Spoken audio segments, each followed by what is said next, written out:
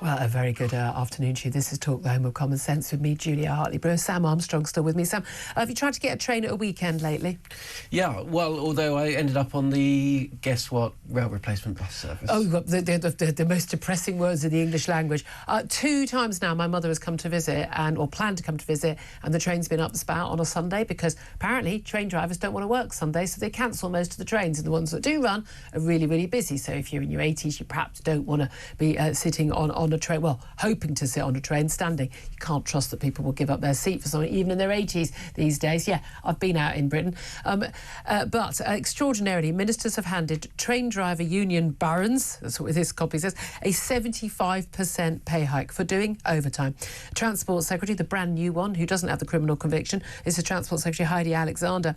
She's going to allow hundreds of drivers to get £580 to work a single overtime shift between Monday and Friday, and £600 at weekends. So that's a heck of a lot more than they would normally get, but they're going to get that massive big sum. The deal's going to apply to 800 drivers who work for West Midlands Trains. They run services under the London North Western Railway and the West Midlands Railway brands. I hope they start doing that for the GWR, so you can get some trains to and from the West Country as well. But let's talk about this with Norman Baker. He's a former Transport Minister and former Lib Dem MP. Very good afternoon to you, Norman. What do you make of this massive pay hike for train drivers to work weekends, even though, of course, we know that trains need to run at weekends? Well, I recognise 2 things. One is that Mick Whelan, who runs Aslef, is an extremely competent and intelligent advocate for his members and does very well for them. Secondly, that this is a reflection of the out-of-date terms and conditions which are applied in the railway since the First World War, when Sundays were entirely different days to which they are now, and the terms and conditions haven't been updated. And unfortunately, they work a 4-day week, don't they? Well, aren't they on basically 70k for a 4-day week? Yeah, near enough. And it's a fantastic job in that sense. I'm sure many of us would like to get extra paid weekends. I don't get extra paid weekends, and I'm sure you don't either. But the reality is, this is a consequence of privatisation, actually, because at privatisation, before that day, British Rail paid all their drivers the same thing. And after privatisation, all companies were competing with each other to get drivers. And, of course, there was a shortage of drivers in that sense. And companies themselves wanted to get overtime out of drivers because it was cheaper to get overtime than it was to train new drivers, which takes a year or 2 years. So at the time, it seemed like a good idea. But this is the thing. I don't mind people getting extra money to work on the Sunday with family time. I get that. But you take on certain jobs, like, if you work in healthcare, you've got to accept, of course, you're going to have to work some weekends. I worked on a Sunday paper for years. I didn't go, I'm not working on a Saturday. You do a breakfast show. You expect to get up early. Those are the deals. But the idea that our railway service should be working on a basis that people only have to work 4 days, Monday to Friday, 4 of those days, and that they, as a special act, the goodness of their heart, if they fancy some extra holiday cash, they'll agree to work weekends. So we're a first world country, and you routinely can't rely on getting a train at the weekend anymore. I mean, it damages, people's family get-togethers. It damages people's businesses because people might plan, we're going to go, go into Manchester or Liverpool or London. We're going to have a big day out. We're going to spend some money in the shops, go to the theatre. Cancel the whole thing because they can't get a sodding train. It's been exacerbated since since COVID, because since COVID, what's happened is the makeup of the passengers on the network has changed. There are fewer commuters now, Monday to Friday, going to work. There are more people using trains for leisure on Saturday and Sunday. The number of people on trains at weekends has increased quite significantly. And this is where the growth market is for the railways. It's for leisure travel. So they're making it harder. Yeah, the terms and conditions haven't caught up with that. Neither, by the way, have Network Rail where their engineering works, because they should be not having engineering works to Sunday. Sunday's not a dead day anymore.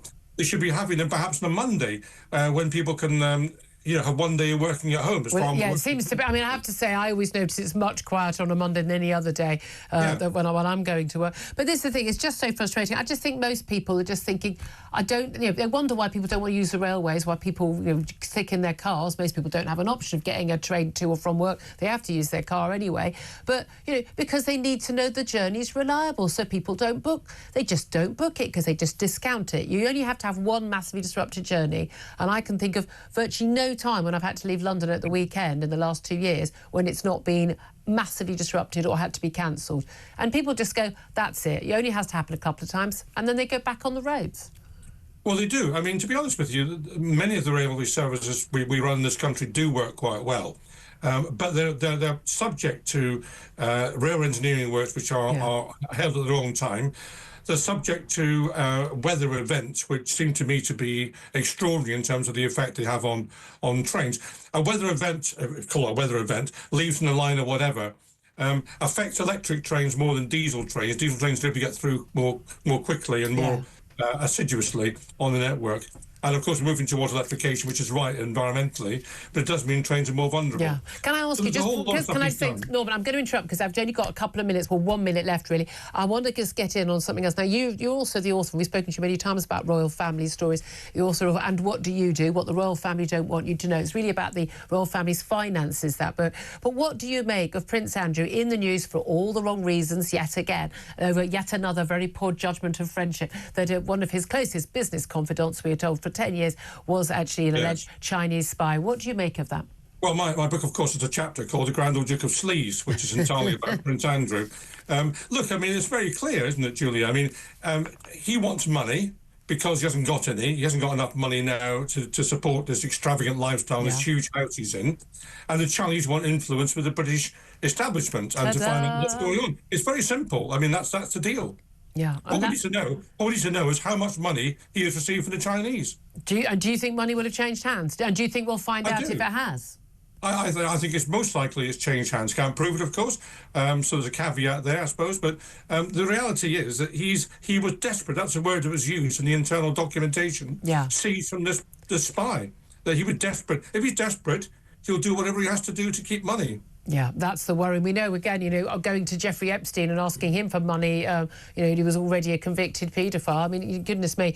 Norman Baker, former Transport Minister, thank you very much indeed for that. Sam Armstrong, I mean, that's a very fair point, isn't it, about Prince Andrew? Well, look, we know he has been very short of a bob or two for all too long. He's not. He's a very, very wealthy man. He just doesn't have a job. Well, and the King has started charging him rent for his palace in the Windsor estate. Yeah, it's not a house, is it? I mean, it's got 26 bedrooms or something and that's ridiculous. led him to these extraordinarily sordid, sleazy arrangements. Yeah.